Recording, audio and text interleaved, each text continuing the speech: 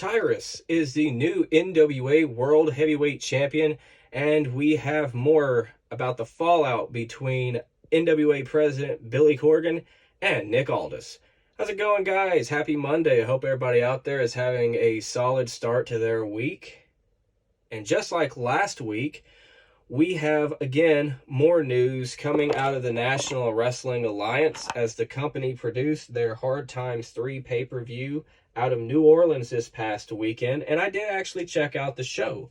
There were several matches on the card, such as the Junior Heavyweight Championship match that I did want to see, and I would like to give that match its flowers and praise second-generation star Kerry Morton as he defeated Homicide for the Junior Heavyweight Championship in what I thought was actually a pretty solid match.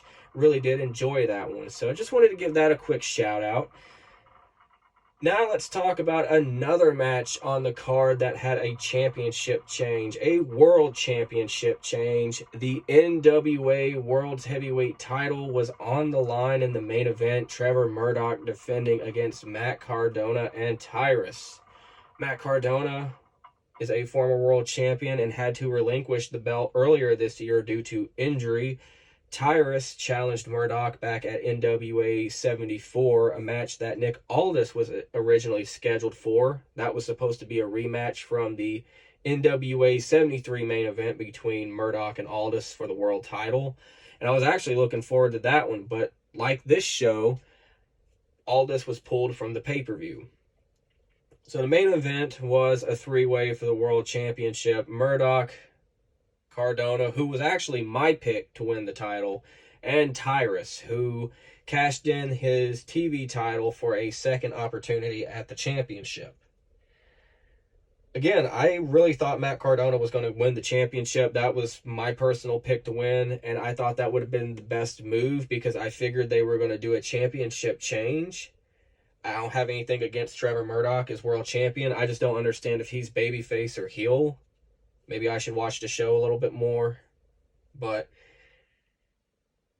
yeah, I thought Cardona was going to win the title. But at the end of the match, when all was said and done, Tyrus was standing tall as champion. Well, I don't know if I can say standing tall because, I know the guy's 49 years old and all, but he looked like he was about to fall over.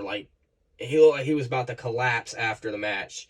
I was thinking to myself watching this like, damn, someone get the dude a bottle of water and a chair and so he can sit down and hydrate or something. And this has not been a popular decision. I've seen this dragged through the mud across social media, which is already a cesspool unto itself.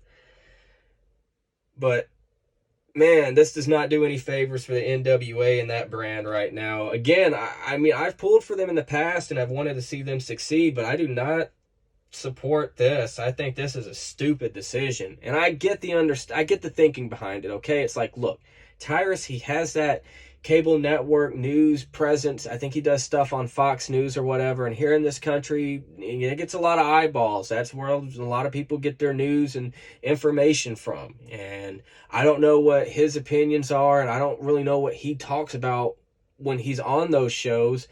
But he has a presence there, and again, there's a lot of eyeballs on there. So my thinking is Billy Corgan's line of thought would be, oh, well, then I should put my main championship, the prestigious NWA World Championship on this guy and let him go on these shows and, get publicity for us and make the company bigger and we can finally get on TV. But that's not going to happen. Number one, they've already pissed off their fan base. And at the worst possible moment when the top star just left. The guy that the company's been built around for 5 years. And Nick Aldis. And we'll speak about him again in a minute. So going into the show, you already know you got that.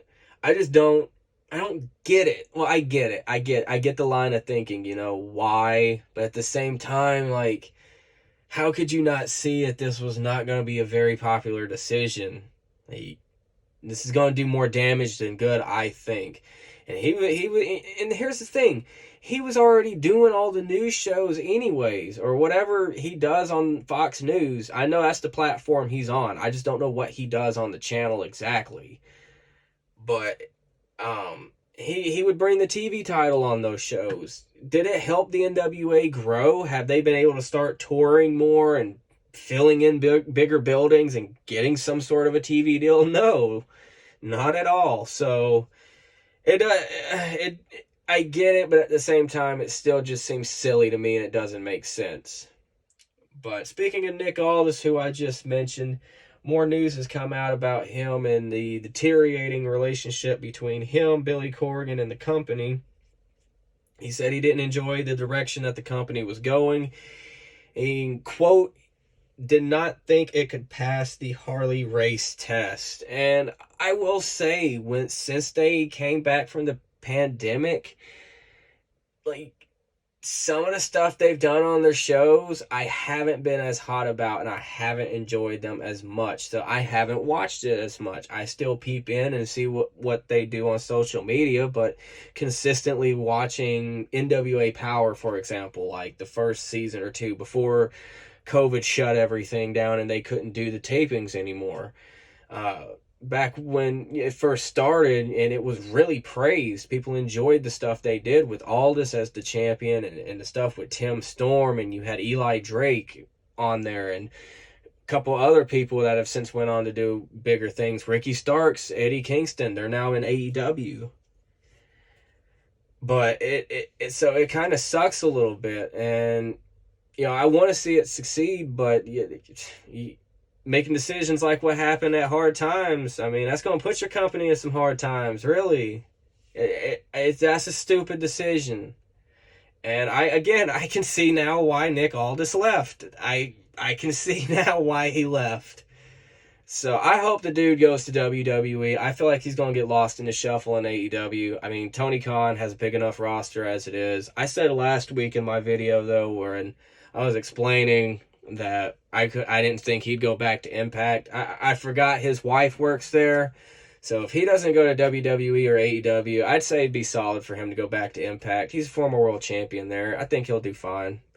But that's it for today's video, though, guys.